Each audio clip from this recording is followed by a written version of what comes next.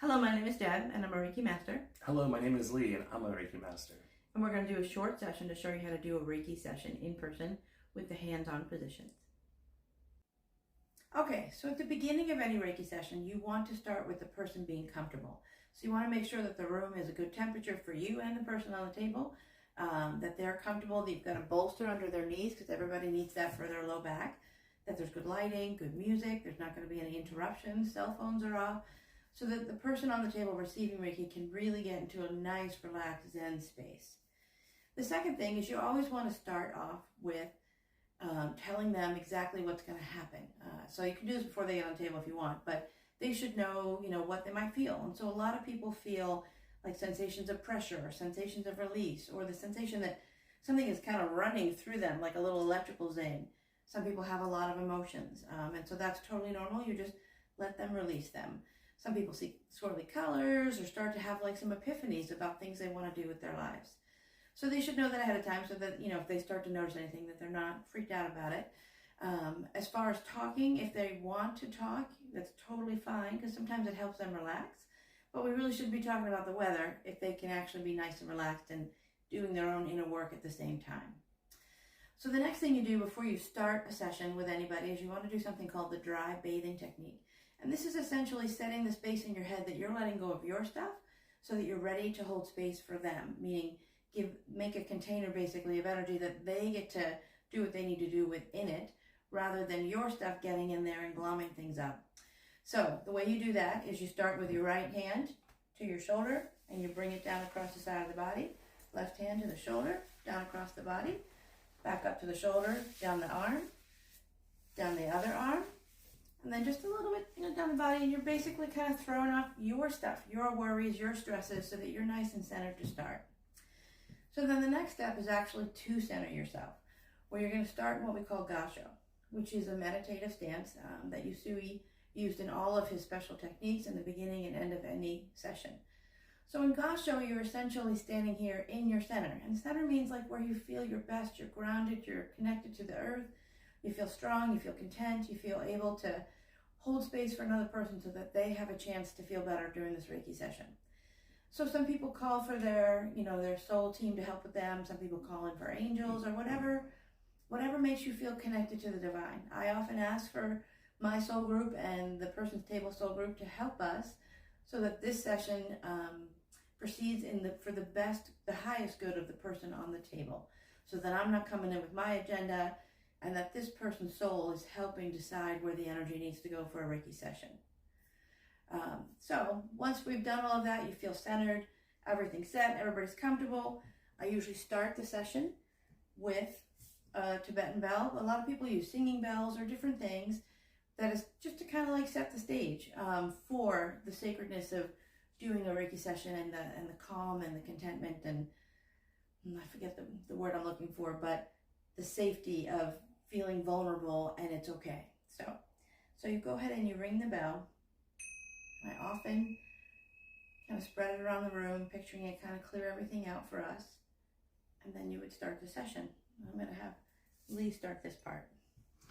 Okay, so generally we're going to start a Reiki session with, after we finish Gassho and set our intention, with the upper body. We're going to start at the crown of the head, and we're going to just place our hands either on or near the top of the head.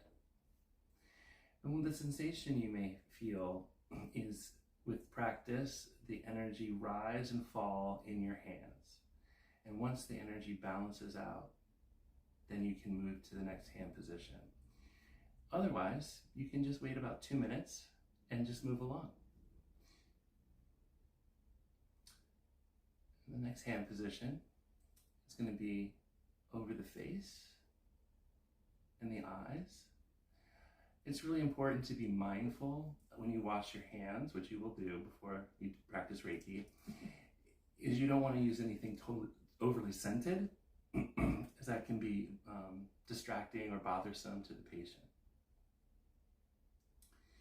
Another thing to be mindful of on the next hand position is if people wear earrings, you're going to put your hands over the ears and the sides of the face.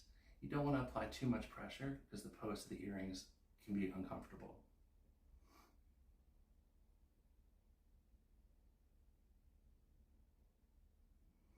Again, you're going to wait about 2 minutes. And then we're going to assist and move the head and cup underneath the skull.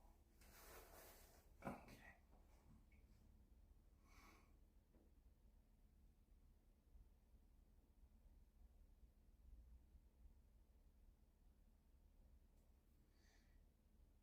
In your Reiki 2 class, you'll learn a technique for clearing the mind. And it's at this point you would apply that technique. But moving forward, you can go down to the neck and shoulders.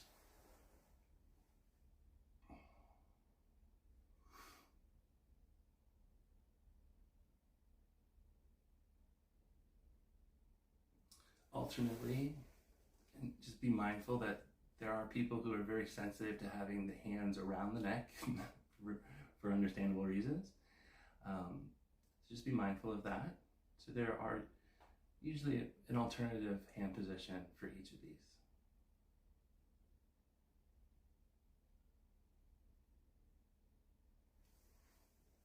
And the tops of the shoulders.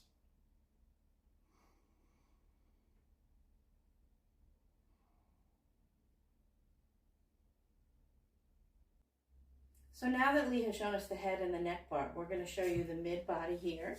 I'm going to show you first how to do it with one person, and then Lee and I are going to show you together how to do it with both of us. Because in a Reiki share, it's usually more than one person giving Reiki to the person receiving on the table. So with one person, you would start in 2 different ways. You have 2 options. One, you put your hands together and you put them side by side on the body like this. And you would move down, just like Lee was saying, for either the energy that you're noticing to, settle out and be equal and smooth with the background, or about 2 minutes. So you would start here. Anytime you have something above the butt, like anytime there's a place you shouldn't touch, like we shouldn't be doing any touching of personal parts in Reiki, it's not necessary, you would be above the body, all right? So you can be 2 hands above, and then you would be 2 hands and 2 hands all the way down. Or you can do it like this and split across the body. So you've got 1 hand on either side. 1 hand above, or 1 hand on either side above, down over here. And it really depends on your comfort level. There's no right way to do this. Really, you want to make sure that they're comfortable, you're not touching where you shouldn't, but then your posture is good. So if you're leaning over a person for a long time, it could start to hurt your back. So you want to decide what works for you. And that's going to change based on the person on the table and where you're feeling some of that energy. So what he was talking about before with that energy rising and falling, you could feel prickling, heat, cold, pressure, or stickiness. So any of those things is what we're talking about that you're starting to feel. So, ready to try 2-person? Yes. Okay. So in 2-person, he and I would be on the other side of the body, and it would generally be 2 hands together. And we would stay here until 2 minutes has passed, or the energy has moved on and been nice and equal in the background. And then here, again, 2 minutes, or things feel good. Here, 2 minutes, or things feel good. And then some people will do the thigh. Sometimes you'll see somebody just do like here and here. So it doesn't have to be that you're always just close together. You could be separated like this. Or you could have 2 hands over the knees on either side of the knee. So you're not putting down pressure on that knee. And then down, finish at the feet. This is the best place to finish for grounding.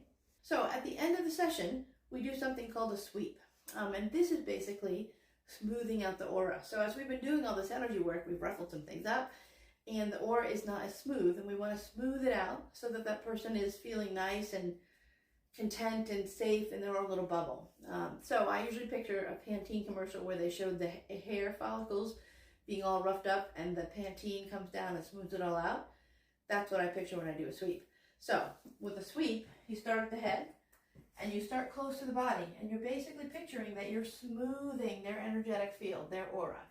And you're picturing that you're smoothing front and back, even though you can't reach all those spots. And then bring to a close here at the end. So then there's a second sweep, and you're a little further away from the body. And you're picturing that your hands are really around this whole person, like a tube. All the way down, bring the hands together so that the aura is nice and closed. And then a last sweep, where you sweep high, and you're getting as far as you can reach so that you're reaching the whole aura. and close. One thing I didn't mention, some people actually do a raking motion before they sweep. I don't do that anymore, but you might see that, where they do this first, all the way up the body, trying to get rid of anything that was released, and then the 3 sweeps. So, in any case, I hope that helps. This was kind of an introductory so that when we get into class, it is a lot more detail to go over, but this is a good way to set the stage. Ask lots of questions in class or reach out. Thank you from Lee and myself. Have a good day.